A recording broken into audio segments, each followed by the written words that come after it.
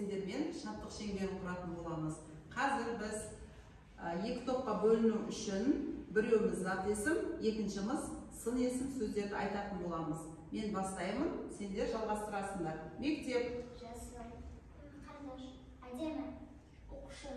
Жақтағы столға, орындыққа сын есімдер 11 жақтағы орындыққа отыратын болады. Ескерсейші, үйге қандай тапсырма берілді?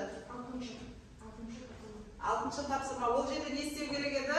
6-шы тапсырмада? Суреттермен сөздерді сәйкестендіру. Суреттермен сөздерді сәйкестендіру және оны орыс тіліне аудару керек еді. Сендерге сұрақ қоямын.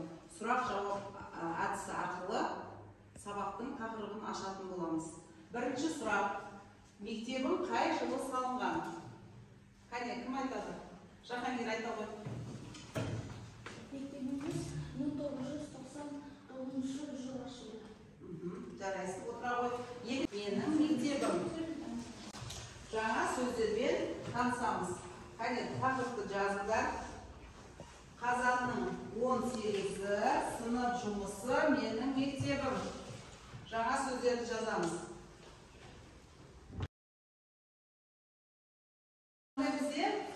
Күлгін, е? Күлгін. Как переводится? Кто знает? Как нақсы айтады? Фиолетовый. Дұрыс па?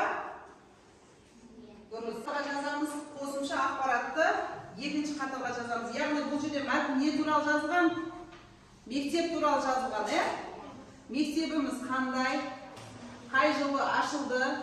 Қанша қабаттан тұрады? Негізгі ақпаратты бірінші қатарға, қосымша ақпаратты екінші қатарға жазып шығамыз.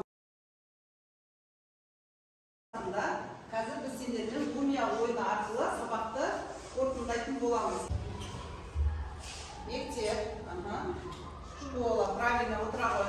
Жахангир келе ғой. Оқушы. Перевод, как переводится оқушы? Учение, правильно, жарайсың, отыра ғой. Тәртіпті переводится как воспитанный. Правильно, отыра ғой, жарайсың. Жақсы қатысқан оқушылар Кәусар жарайсың. Бүгінгі сабаққа өте жақсы белсенді қатысты. Кәусарға 9 балл қоямыз, жарайсың. Кәусар Каналден Артемға 7 балл қоямыз. Кейбір сұрақтарға 10 жауап